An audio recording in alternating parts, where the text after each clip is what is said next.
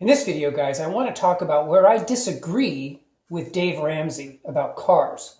Now, you may or may not know that Dave Ramsey is one of these financial gurus that has incredibly good advice for people, mainly around getting out of debt and staying out of debt.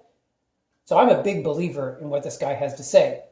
But with respect to cars and automobile ownership, one consistent theme that Dave has talked about is this idea of buying a $5,000 car and then, like 2 years later, you sell it and buy a $10,000 car.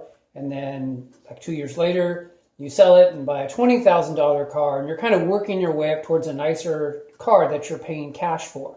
Here's why I don't like that. I am a big believer of getting a really good car. Okay, however you get it, whether you buy it brand new, whether it's given to you, whether you buy it used, whatever the situation is. I don't care how you get it. You just want to get a really good car with a very strong engine and strong transmission, good cosmetic condition, not embarrassing, and then you want to drive that car for a very long time. Remember my theme, guys. I don't joke around about driving a car for 25 years or 300,000 miles and have the car be looking good the whole time you're doing that. And the reason is that by owning a car for a long time, you get the advantage of really learning about that car. Every car has little quirks and nuances and kind of strange things that it does. And you can learn these things as the years go by, as opposed to getting a brand new vehicle or completely different vehicle every 2 years or 3 years and having to try to figure it all out again.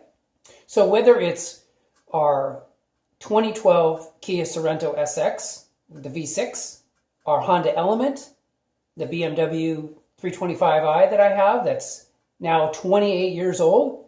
These are vehicles, and we had a 1999 Nissan Frontier four-wheel drive as well. That thing was awesome. But my point is that I got to really know these vehicles very, very well because I had owned them for so long. And there's a real advantage to that, guys. So I love Dave Ramsey. I think he's really great.